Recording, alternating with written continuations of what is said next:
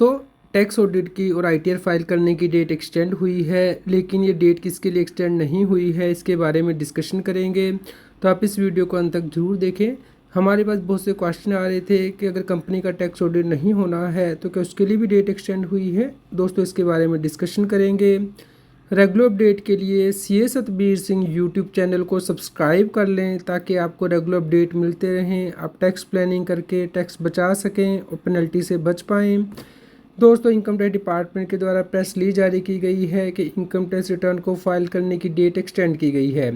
पहले डेट 31 अक्टूबर 25 थी, अब 10 दिसंबर 25 की गई है। इसी प्रकार जो टैक्स ऑडिट है उसके लिए भी डेट एक्सटेंड करके अब 10 नवंबर 25 कर दी गई है।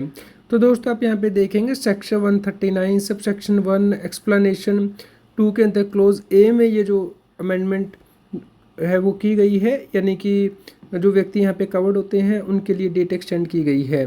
तो दोस्तों अगर आप सेक्शन 139 सब सेक्शन 1 की एक्सप्लेनेशन नंबर 2 देखते हैं तो उसमें क्लोज ए के अंतर्गत एसएससी आते हैं, कंपनी आती है, या फिर जो व्यक्ति टैक्स ऑडिट कराने के लिए लायबल है इनकम टैक्स एक्ट के अंतर्गत या किसी और एक्ट के अंतर्गत, या फिर जो पार्टनर है फर्म में जिनका कि टैक्स ऑडिट होता है। तो दोस्तों इन सभी के लिए डेट को एक्सटेंड किया गया है। तो भले ही कंपनी का ऑडिट होता है या नहीं होता है इनकम टैक्स एक्ट के अंतर्गत, उसके लिए अब डेट असेसमेंट ईयर 25-26 के लिए जो एक्सटेंड करके की गई है वो 10 दिसंबर 25 की गई है। और जो व्यक्ति ऑडिट कराते हैं या जो पार्टनर है फर्म में जो कि दोस्तों ऑडिट कराते हैं पार्टनरशिप फर्म का, तो उस केस में भी डेट एक्सटेंड हो गई है 10 दिसंबर 25 तक और टैक्स ऑडिट की डेट 10 नवंबर 25 तक। तो दोस्तों जो ट्रांसफर प्राइसिंग में कवर्ड है केसेस उनके लिए डेट एक्सटेंड नहीं हुई है।